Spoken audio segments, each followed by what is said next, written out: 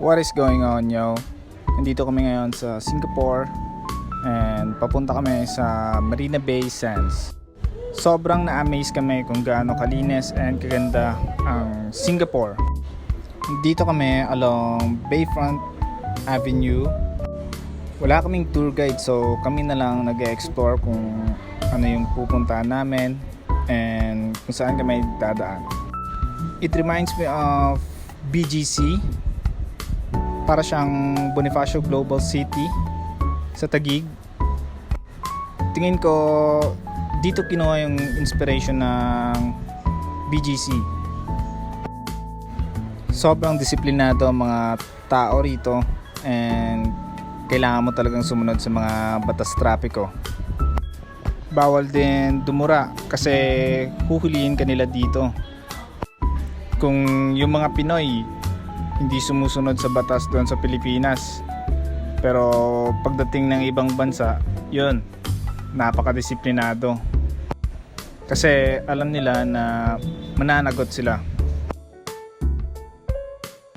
Kung isa kang fan ng engineering, architecture and infrastructure, kahit na physics enthusiast, ay umamangha ka talaga sa design, kung paano pinagplanuhan, kung paano ginawa, and kung paano na rin yung maintenance.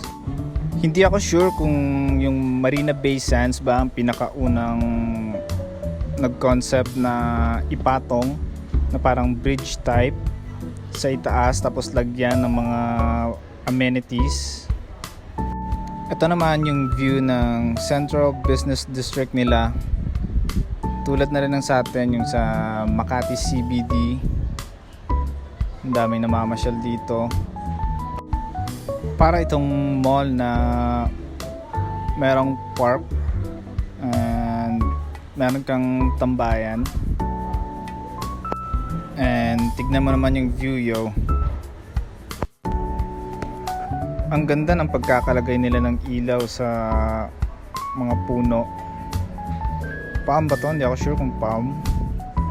Basta ang ganda. Ganda ng lighting effect. Naglalakad kami papunta sa Esplanade. Dadaan muna kami doon sa sikat na bridge na walkway. Pauwi na kami and halos naka 24,000 steps kami ngayon na lakaran. Nandito kami sa may subway nila. Pasakay na kami ng MRT. Napaka-efficient ng transport system nila. Sobrang pinagplanuhan and looking into the future na talaga sila mag-isip.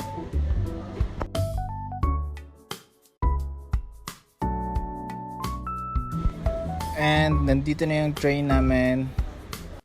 Gusto ko na humiga. Sakit na ng paa ko.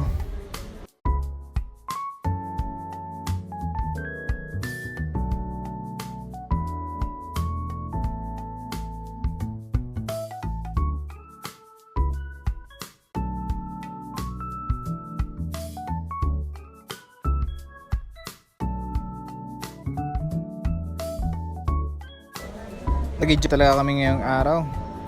Sobrang fun and mga Dora D Explorers na kami.